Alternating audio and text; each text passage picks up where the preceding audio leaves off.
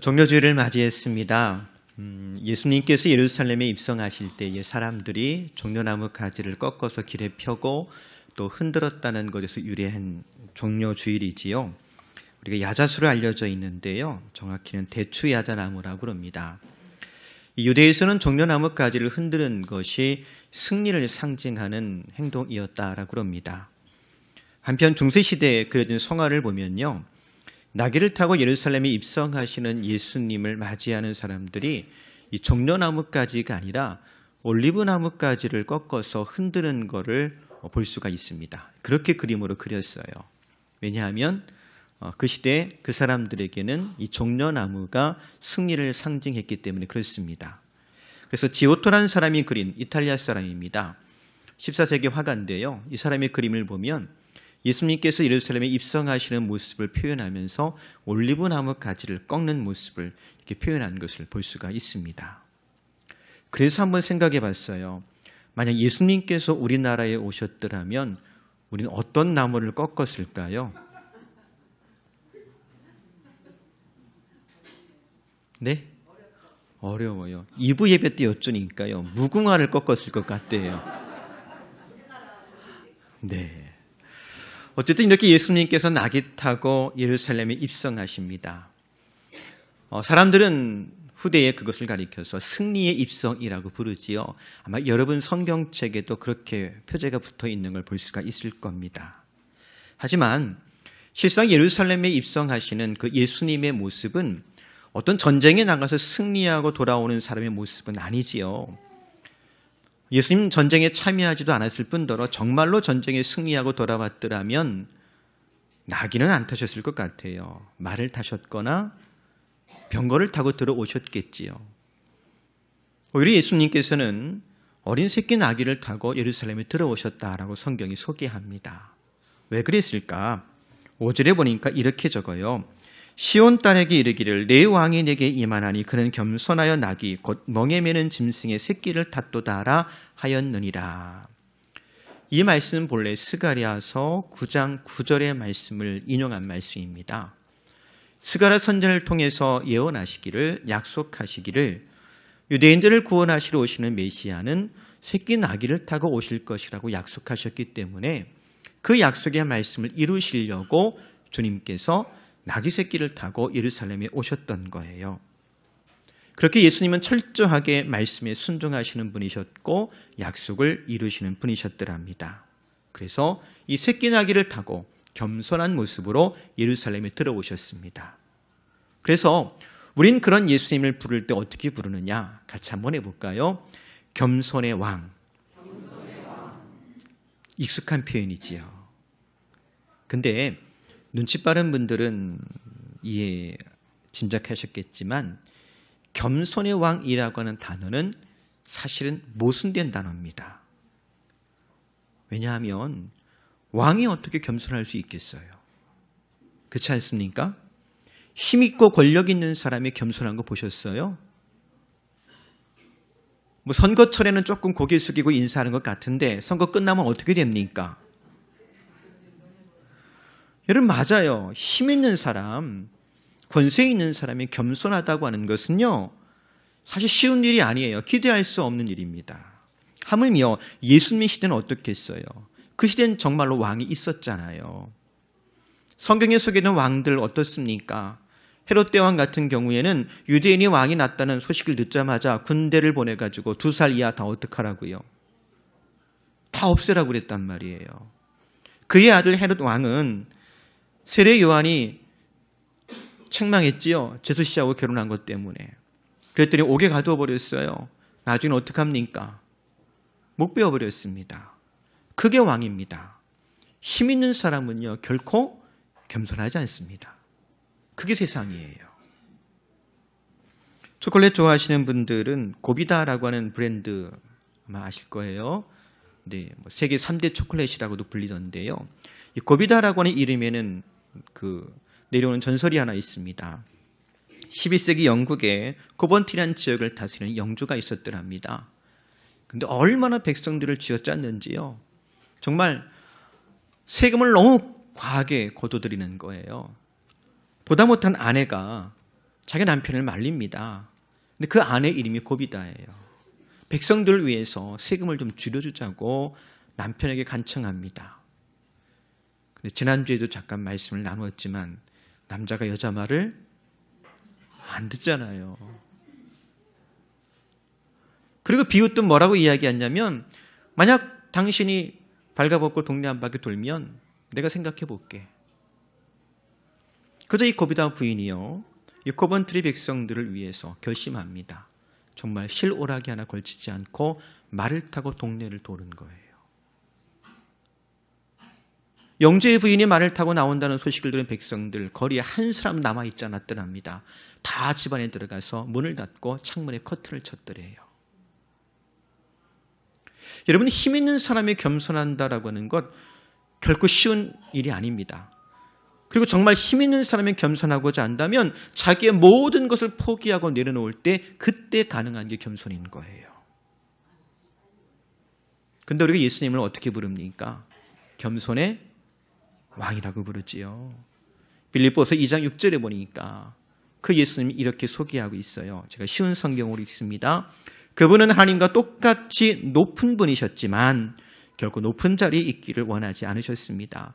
오히려 높은 자리를 버리시고 낮은 곳으로 임하셨습니다. 사람의 모습으로 이 땅에 오시고 종과 같이 겸손한 모습을 취하셨습니다. 이 땅에 계신 동안 스스로 낮은 자가 되시며 하나님께 순종하셨습니다. 예수님은 목숨을 버려 십자가에 달려 돌아가시기까지 하나님의 말씀을 따랐습니다. 성경을 통해서 우리가 만나는 예수님은 하나님과 같은 분이세요. 높고 높은 보좌에 앉으신 분이세요. 하나님의 본체이십니다. 그렇지만 스스로 낮은 자가 되어서 모든 것 포기하시고 내려놓고 벌거벗은 종의 모습으로 이 땅에 오셨더랍니다. 우리가 믿는 예수님은 바로 그런 분이에요. 생각해 보세요. 로마 황제도, 유대전쟁에 승리한 마카비도, 알프스 산맥을 넘어 이탈리아를 점령했던 나폴레옹도, 파리를 점령한 히틀러도, 선거에 당선된 대통령도, 그 누구도 겸손하지 않습니다. 그게 세상입니다. 근데 그런 세상에서 겸손의 왕 되신 예수님을 믿는다라고 하는 것, 무엇을 의미하겠습니까? 우리는 전혀 다른 방식으로 승리를 말하며 세상과는 전혀 다른 방식으로 승리를 축하한다라고 하는 것을 의미합니다. 그래서 도리어 낮아짐을 기뻐합니다. 우리의 승리는 사람들이 꺼리는 십자가를 지는 겁니다. 심지어 십자가의 도가 하나님의 능력임을 믿습니다. 그래서 여러분, 믿음은 세상을 향한 도전입니다. 믿음의 사람은 세상을 향하여 도전적인 삶을 살아갑니다. 어떤 분이 이걸 가리켜서 이렇게 표현했더라고요. 거꾸로 산다고요.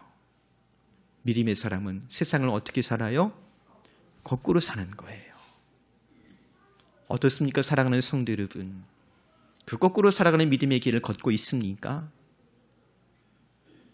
그 믿음의 길을 걸어갈 준비를 하고 있는지요? 여러분 앞에 놓여있는 십자가를 지고 있습니까?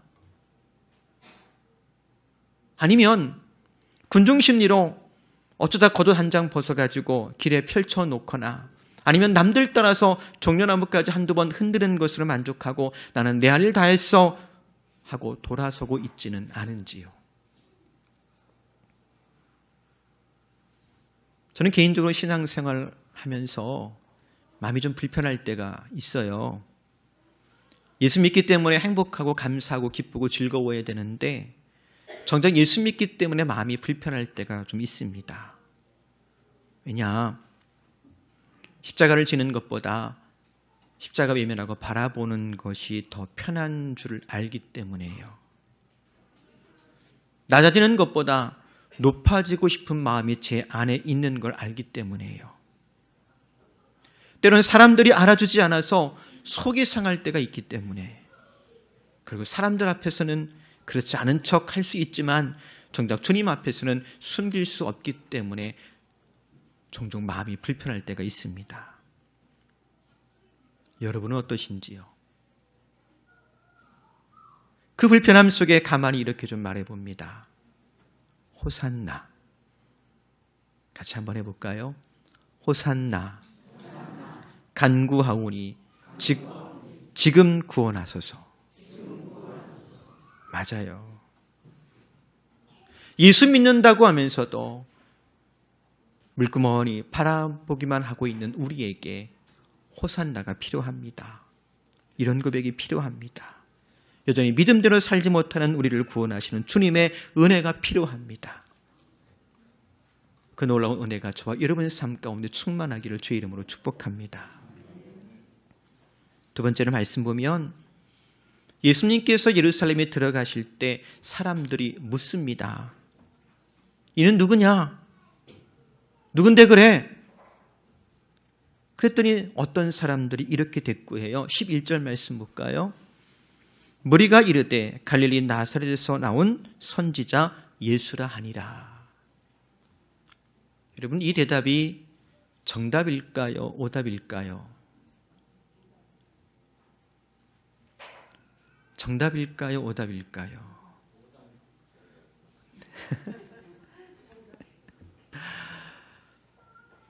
2부 예배 때는요, 다 충청도 분들만 앉아 계신 줄 알았어요. 아무도 대답을 안 하시더라고요. 좀 생각을 해볼게요. 예수님이 나사렛 출신으로 불리셨지만 그분의 고향은 다윗의 고향이었던 베들레헴이었지요. 게다가 나사렛이라고 하는 말은 어떤 의미로 보통 사용됐냐면 촌놈이야, 그 뜻이에요. 오죽하면 당시의 사람들이 나사렛에서 무슨 선한 것이 나겠냐고 했겠습니까? 그치요? 또 사람들이 예수님을 가리켜서 선지자 중에 하나라고 했지만 아니요. 예수님은 주요 하나님의 아들 되시는 분이세요. 마태복음 16장 16절 같이 한번 읽어볼까요? 시몬 베드로가 대답하여 이르되 주는 그리스도시요 살아계신 하나님의 아들이시니이다. 맞아요. 이 말이 정답이에요. 이 정답 위에, 이 믿음의 고백 위에 교회를 세우셨고 오늘 저와 여러분 주는 그리스도 살아계신 하나님의 아들이라는 믿음으로 이 자리에 함께 모여 있는 줄로 압니다. 오늘 본문에도 기록하잖아요. 나귀를 가지러 가는 제자들에게 이르세요. 3절 말씀 보니까 만일 누가 무슨 말을 하거든 누가 쓴다고요? 주님께서 쓰시겠대요. 그냥 주인이 아니에요. 나귀 새끼 주인이 아니고 모든 것의 주인 되시는 분이세요. 혹 내가 나귀 새끼 한 마리 가지고 있다면 그거 사실은 주님께서 나에게 뭐 한 거예요? 맡겨주신 거예요. 우리는 그저 청지기일 뿐이에요. 근데 말입니다. 한 번 더 생각해 보세요. 그런 주님께서 나귀를 타고 예루살렘에 들어가실 때 사람들이 환영합니다. 정려나무까지 흔들며 환호하며 환영합니다. 뭐라고 외치느냐? 9절 말씀 보니까 이렇게 적어요. 앞에서 가고 뒤에서 따르는 무리가 소리 높여 이르되 호산나 다윗의 자손이여 찬송하리로다 주의 이름으로 오시는 이여 가장 높은 곳에서 호산나 하더라. 사람들이 외치는데요. 크게 세 가지를 외치지요. 호산나 하고 외칩니다. 무슨 뜻이라고요? 간구하오니 지금 구원하소서. 둘째로 다윗의 자손이여라고 외칩니다. 무슨 뜻이겠습니까? 다윗의 자손이라고 하는 뜻은요, 임금이라는 뜻이겠지요. 또 메시아가 다윗의 후손 가운데 나온다고 했기 때문에 다윗의 자손이여라고 외치는 말은 곧 메시아란 뜻이에요.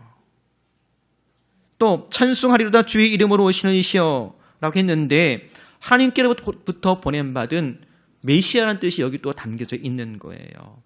그래서 찬송받기 합당한 분이라는 뜻이 담겨져 있는 거지요. 다시 말하면 사람들이 정려나무 가지를 흔들며 외칠 때는 하나같이 누구를 영접하는 것 같아요? 메시아를 영접하는 것 같아요. 메시아를 맞이하는 것 같아요. 근데 정작 물어요. 누군데? 나사렛에서 온 선지자래. 잘 몰라. 식을 온 선지자래. 우리 식으로 좀 표현하면 잘은 모르지만 세계 4대 성인 중에 한 사람이래. 그렇게 지금 대꾸하고 있는 거예요. 상상해 보건대 이렇게 대꾸하고선 뒤에 한마디 더 붙였을 것 같아요. 뭐라고요? 근데 재밌지? 재밌잖아요. 종려나무까지 막 흔들고 환호하고 소리 지르고 얼마나 재밌어요. 때는 6월절입니다. 축제기간입니다. 그들에게는 축제기간에 걸맞는 이벤트가 필요했을 뿐이에요. 근데 때마침 시골에서 올라온 젊은 선지자가 새끼 나귀를 타고 예루살렘에 들어온다니 신이 난 겁니다. 재미난 거예요. 웃고 떠들며 신나게 한번 놀아본 겁니다. 예수님을 주님으로 고백할 마음은 없어요. 메시아로 인정하고 싶은 마음도 없어요. 다윗의 후손으로 오신 왕으로 인정하고 싶은 마음도 없어요. 그냥 재미로 해본 거예요. 그리고 정확히 3일 뒤에 그 사람들 돌변하여서 예수님을 십자가에 못 박으라고 외칩니다. 십자가에 달린 예수님은 조롱하면서 내가 메시아거든 하나님의 아들이거든 스스로 구원해보라고 조롱했더랍니다.